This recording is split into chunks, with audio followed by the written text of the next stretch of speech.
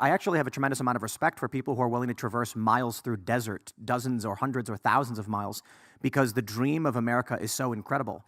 But it's got to be a legal process. But it's not even the dream that's being sold to them anymore. It's just you're being offered free stuff now. You know what I mean? This is not the American dream, and I'm suffering so much in this country, and I'm willing to traverse through the desert for an opportunity. Like you said, it is now systematic. You are going to have a better life. As soon as you get here, it's all set up for you. You know, I met a journalist that found the dumping point where they're being told to dump all of their IDs. They're coming in on flights from other countries, dumping their IDs because they're being told to. She had 3 bags filled with their IDs. Yep. And then they were handed these pamphlets from the UN, by the way, which was beyond bonkers. She showed me this pamphlet that was coming from the UN. And they're being told to do this to come into this country because they know that there are politicians that are setting up an entire system for them where their lives will be better. So this is not the same mentality. People that are coming at the border right now, we have to let go of this idea that they're just these suffering people who are willing to do anything for an opportunity. They're just being offered handouts at the expense of the American people. And it's like an assembly line to bring them in. Yeah, free healthcare and free everything. gender So, changes. Yes, lottery tickets. I'll use it to segue. One of the things I've heard quite a bit, many people back in my hometown, Chicago, have said, I can't afford to pay the rent.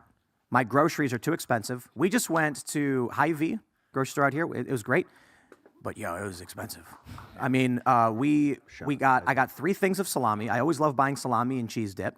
A couple things of heavy whipping cream with our coffee. 4 grocery bags. It was $300. To be fair, we got some vitamins and some protein powder. I know there's a little bit more expensive, but I was surprised to see this little bit was so much.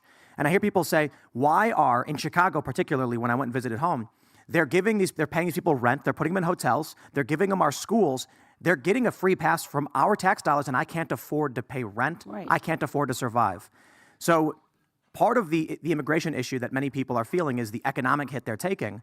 We're paying taxes that are supporting all of these flights where they're bringing in hundreds or thousands. These buses, they're being paid for by the American taxpayer, while the American taxpayer suffers and can't afford to pay rent. Yeah, and I think actually that's what makes this a nonpartisan issue. This should be a slam dunk issue for us. So it was your hometown, Chicago. I didn't realize that. I visited the south side of Chicago earlier in this campaign, which is a very traditional campaign. South Shore? South Shore. Yeah, and a couple of different areas too, but we went to South Shore High School is where we finished the day. And, really? Is where you grew up? Midway Airport. Oh, 2 blocks away. All right. Well, good deep dish pizza and all that. You know, It's called soup. There's some things to like. Well, that's the tourist stuff. Art of pizza. Check it out. I mean, but that's what I am when I go. I mean, we don't get to go to Chicago every day, so we pick some on the way out. But it was interesting where it was a room full, maybe like this one, a little bit different ethnic composition. It was 95% black, 150% Democrat, as they told me before you went. Maybe that's how they count their votes. But anyway, it was interesting, right? The first part of the exchange was contentious because some people came with some questions that were, I think there were some people who had some real animus to me in that room. One woman, she asked me a question, walked straight out because she didn't like my answer on racial reparations. But actually things changed pretty quickly when we got to the question of illegal mass migration, where they're literally converting the local high school into an encampment for migrants at a cost of $7,000 per migrant per month when the people in that community, Americans, are asking the question, what about me? And actually later it came up, somebody else asked me on their own, I wasn't bringing up foreign policy, why are we sending our money to Ukraine? Almost challenging me like I was a person who would, presumably because of being a Republican or whatever, believe that this was a good idea. And I explained that, no, this is actually a very bad idea. We should not be doing this. And we actually left with a lot of common ground on both of those issues, which is why I think it's actually very important not to see the America First movement through the prism of even the Republican Party. I mean, the Republican Party means very little. It doesn't mean anything to be a Republican. Well, it doesn't predict what you mean based on foreign policy. It doesn't predict what you think about free speech. It doesn't predict what you think about national security, state overreach. So that label means a lot less. But I think that because of what you just said, it's expensive right now. People are struggling in this country. This is something that should cross partisan lines, racial lines. I think there's an opportunity for us to deliver a landslide election in 2024. And a landslide minus some shenanigans is still a win, which, I think is something we have to prepare for. And that's kind of my whole MO in this thing. I saw several polls. Many of you may have seen them. The youth vote swinging towards Donald Trump.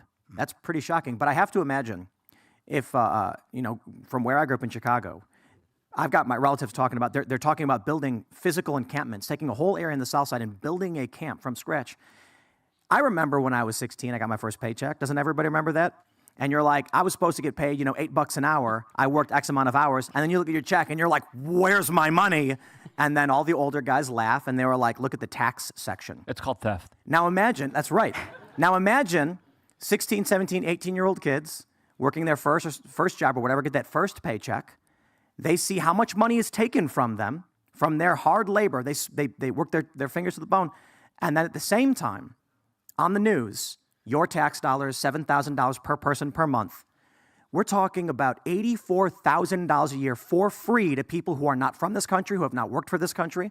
And you, hardworking young man, have a third of your income taken by the government to give to them. And maybe it's because we have a $34 trillion national surplus to spend on this. No, I'm just kidding. It's actually a $34 trillion national debt.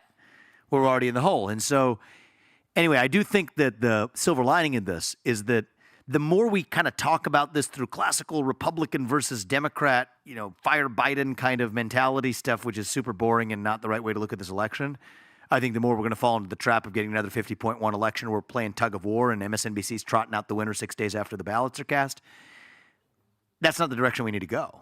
I think there is a movement that transcends partisan and racial boundaries. I think it transcends national boundaries right now, too, in many ways, what you see in certain other countries. But in this country, I can get 75, 80% of this country agreeing on many of the things we're talking about right here. Hypothetical, you get elected, day one, what do you begin doing to help alleviate the stress on the economy and the average person to help them increase their standard of living and better the economy? Yeah, look, I think that there's some very basic things to do. One is the easiest thing you could do to alleviate both the national debt and the economy at the same time. There's a lot behind this, but I'll just get to the punchline.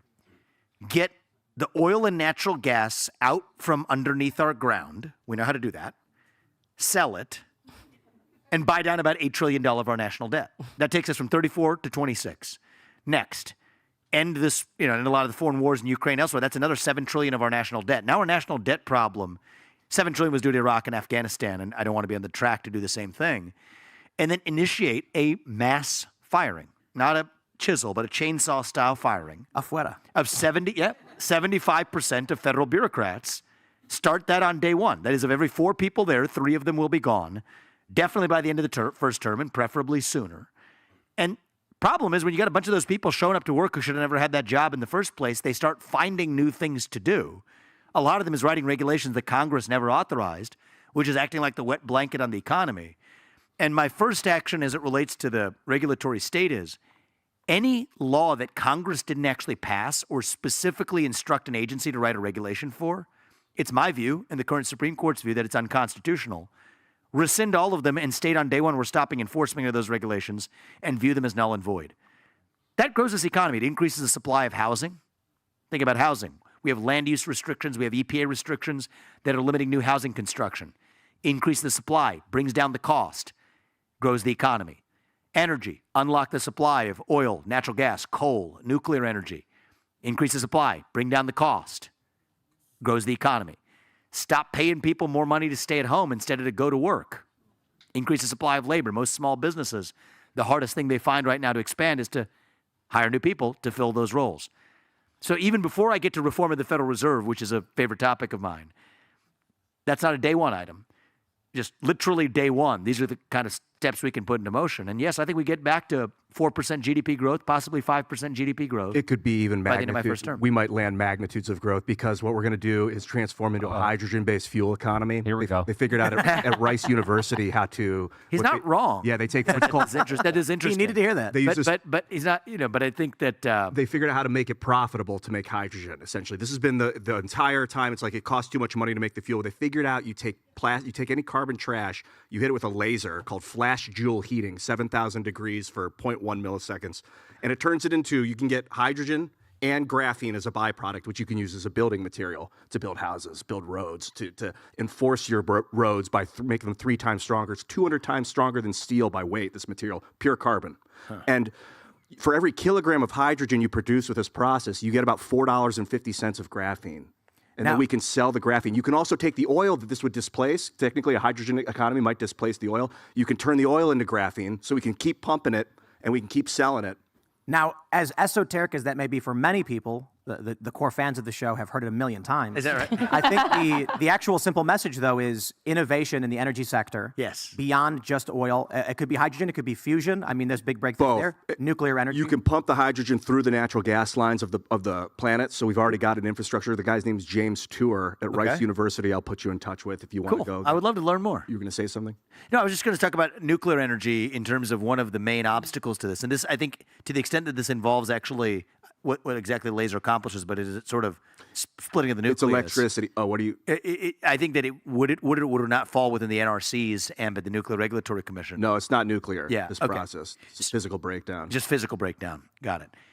So I'll have to learn more about that. But I'm talking about at least the production of more kinds of energy in the United States, including nuclear energy. Again, one of the obstacles is the Nuclear Regulatory Commission. And again, the right answer is you can't reform these agencies. I think the right answer is to get in there and just shut them down one by one. Just say afuera. Afuera. No. Well, I would say if Fuego I- means outside. You're trying to say fuego? Yeah. Is that what he was saying on the? I mean, when Fuego means outside, you fire. could like throw it out. when right? no when Millet was All I'm pulling saying the is- things off the wall, yelling afuera. You know, That means I'll listen, outside. I've said this many Yeah. times. If I have That's not what he said. made I was Javier repeating what he Millet said. look like a moderate, by the end of my first 3 months, I haven't done my job. All right, so I like the guy. I actually been following for a long time. Goes around with a chainsaw. You Which know? I Yeah, think is one of chainsaw the- first, chisel second. Yeah, I think that's one of the things that got me excited about you just as a candidate was just it's remarkable to me that we have all of these people that are running and they make it seem like being America first is something that's dirty, like it's something that's wrong. And I just could not get over all of them parroting this point that we could do both, right? That drove me crazy. I wanted to scream as I can was walk sitting and there. chew gum. Yeah, we can do both. We can take care of the Ukrainians and every other country. We can do both. Look around you. That's what I kept asking. Look around you. Does it look like we are successfully doing both? Have we been successfully doing both? I mean, this country has been in a steep decline, and a large part of it is because what ends up happening is what we saw on that stage and what we've seen just throughout this entire election process is just people are bought and paid for, right? And the people that they tend to sell out are always the American people. We're told that we have to feel bad. We have to put ourselves last. It's always an American last perspective. Yep. And so it's just been exciting to have you get up there on the stage and everywhere that you've been going. And you've been doing so many podcasts. Without question, I think everyone can agree that you have been the hardest working candidate this election cycle. I've seen you everywhere. I mean, I appreciate it. obscure podcasts. It's really wonderful. Just the work ethic is so impressive. And you're young. And I'm a mother of 3, and so it was something that was very important to me. And I'm just kind of showering you with the compliments here, obviously. I appreciate it, though, Candace. But Thank you for that is something that's very scary for me because when we talk about even the process of illegal immigration, you think about that as a parent. This is also going to become issues down the line when we talk about the violence that is going to be imparted in inner cities. This is something that terrifies me. Something that terrifies me. You have unchecked people coming into this country. We know that they are coming from countries where the cartels are running things. We have no idea who is being brought into this country at this moment. As a parent, that's terrifying. Yes. And I just think a lot of the candidates are not willing to talk about these issues in a way that provides clarity to those of us that are worried about the future for our children. I think most of the candidates are really reading scripts provided to them by their super PACs or the people who fund them. I mean, I think that's effectively what American politics has become for the worse. And I think you got to be willing to say, I mean, it's sad the system works this way, but our families put over $25 million, close to $30 million into this campaign. There's going to be more going in. It's what it takes to run presidential elections. Even still, it's hard to compete against the super PAC industrial complex, where the amount of money being spent on television advertisements by the like of Nikki Haley and Ron DeSantis, but it's not really them, it's the super PACs. That's the real cancer on American politics. And the super PACs culture selects for candidates that just make them vessels for advancing what that super PAC industrial complex wants to advance. And so one of the things I think, again, this is an opportunity to go beyond traditional partisan boundaries, building towards a Reagan 1980 style landslide. You got Ukraine in that category. You got the southern border in that category. I think we should be favoring ending super PACs, not by violating any First Amendment rights, but by just saying that, you know what? If there's a $3,300 maximum that you can give to a campaign, that's what it is in the GOP primary. That's a lot of money, but it's not enough to corrupt a politician who's running for president.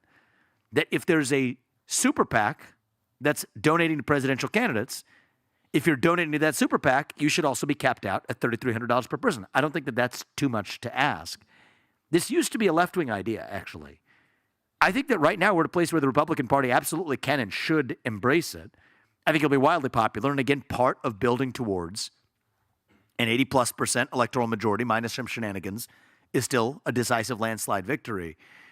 But anyway, I think that's what's going on is you kind of have candidates, when you start to think that they're actually advancing their own convictions, we're kind of missing the point.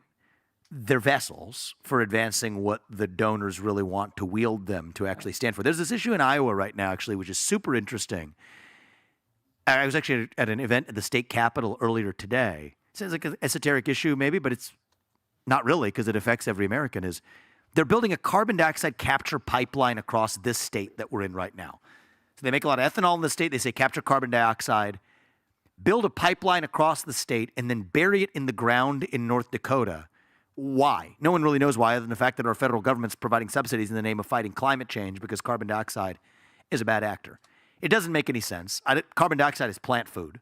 So this idea of removing carbon dioxide from the atmosphere being some sort of worthy goal, I could go on for a full day about why that's based on a false premise.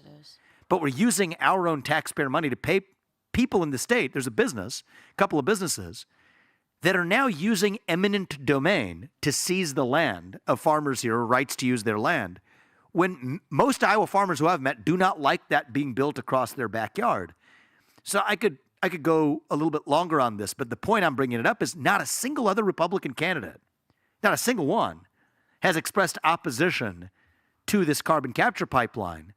Why? Because the most powerful people, at least in this state, as it relates to the Republican donor establishment, do not permit you to oppose the carbon capture pipeline. Interesting. And so, again, it comes back to that mega money in politics. Could we go a little bit deeper here? Because you mentioned the Federal Reserve just a little bit, and this is an institution created in 1913 that's a quasi-private cartel parading around like it's some kind of private bank when it's essentially not. Thomas Jefferson said that he believes banking institutions are more dangerous to our liberties than standing armies with their corporate bailouts, with the inflation, which is essentially a tax on the poor, a theft of resources from the poorest people in this country, and the Fed, yes or no? I would like to, but that requires legislation. I make promises that I will keep as your next president. And here's the promise I'll keep with respect to the Fed, is a 90% headcount reduction at the U.S. Fed, combined with restoring effectively a single mandate, one purpose: peg the dollar to commodities, stabilize the dollar as a unit of measurement. It should be just a basic function of arithmetic and nothing more. And again, part of the problem is you got those 23,000 people or so at the U.S. Federal Reserve now that we don't need to do that narrow function of pegging the dollar to commodities. They find things to do. That's where the central bank digital currency comes from. That's where a lot of these, the CBDC, which is a backdoor way of ensuring a government surveillance system of being able to wipe you out for doing something the government didn't approve of. Correct. That's how you get to raining money from on high like manna from heaven in the aim of balancing inflation and unemployment. It's like the equivalent of hitting two targets with one arrow and missing at both. So hopefully that answers the question. Thanks for watching this clip from the Timcast IRL podcast. Hang out with us live Monday through Friday at 8 p.m. and become a member over at timcast.com for uncensored, members-only shows exclusive. Thanks for hanging out, and we'll see you all next time.